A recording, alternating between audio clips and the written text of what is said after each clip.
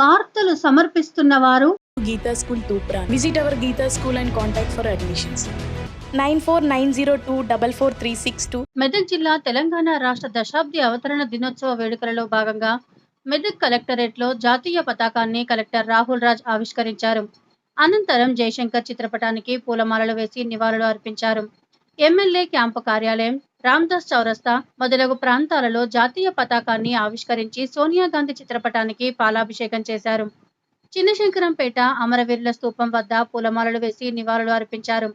తెలంగాణ ఉద్యమంలో అసువులు బాసిన తెలంగాణ అమరవీరుల కుటుంబాలకు, కార్మిక, కర్షక, విద్యార్థులకు, జిల్లా ప్రజలందరికీ తెలంగాణ రాష్ట్ర అవతరణ శుభాకాంక్షలు తెలిపారు. తెలంగాణ రాష్ట్రం ఏర్పడి 10 సంవత్సరాలు పూర్తి చేసుకొని 11వ సంవత్సరంలో అడుగు పెడుతోంది అన్నారు. ఎందరో అమరవీరుల త్యాగఫలమే మన ప్రత్యేక తెలంగాణ రాష్ట్రమని, అనేక మంది బిడ్డలు తెలంగాణ రాష్ట్రం కోసం బలి అయినందున వారి కుటుంబాలకు ప్రగాఢ సానుభూతిని వ్యక్తం చేశారు.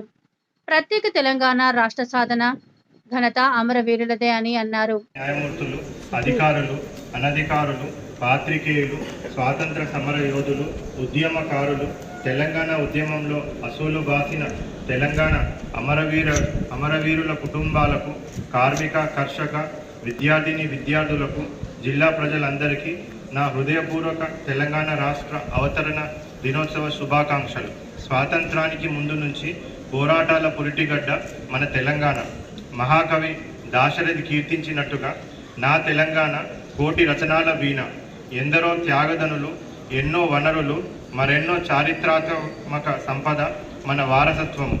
స్వపరిపాలన, సుపరిపాలన కోసం తెలంగాణ ప్రజలు 60 ఏళ్లుగా చేసిన పోరాటం విజయవంతమై ప్రత్యేక తెలంగాణ రాష్ట్రంగా 2 జూన్ 2014న ఆవిర్భవించింది. ఎందరో అమరవీరుల త్యాగ ఫలమే మన ప్రత్యేక తెలంగాణ రాష్ట్రం. అనేక మంది బిడ్డలు తెలంగాణ రాష్ట్రం కోసం బలి అయినందున వారి కుటుంబాలకు ప్రగాఢ సానుభూతి వ్యక్తం చేస్తున్నాను. ప్రత్యేక తెలంగాణ రాష్ట్ర సాధన ఘనత అమరవీరులదే. అమరవీరుల త్యాగం వెలకట్టలేనిది. అమరులైన తెలంగాణ బిడ్డలందరికీ నివాళులు అర్పిస్తున్నాను.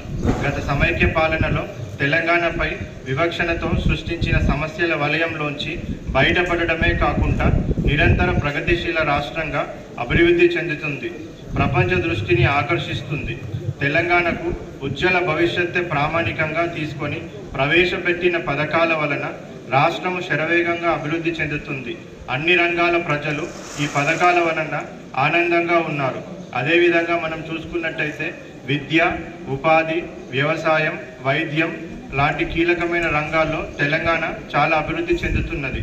విద్య కోసం చూసినట్టయితే బడిబాట ప్రోగ్రాం ద్వారా, ఆ కార్యక్రమం ద్వారా మన జిల్లాలో ఇప్పటి వరకు అవుట్ ఆఫ్ స్కూల్ చిల్డ్రన్ ప్రతి ఒక్కరిని కూడా మనము మన ప్రభుత్వ పాఠశాలల్లో చేర్పించడానికి ప్రణాళికాబద్ధంగా ముందుకు వెళ్ళడం జరుగుతుంది.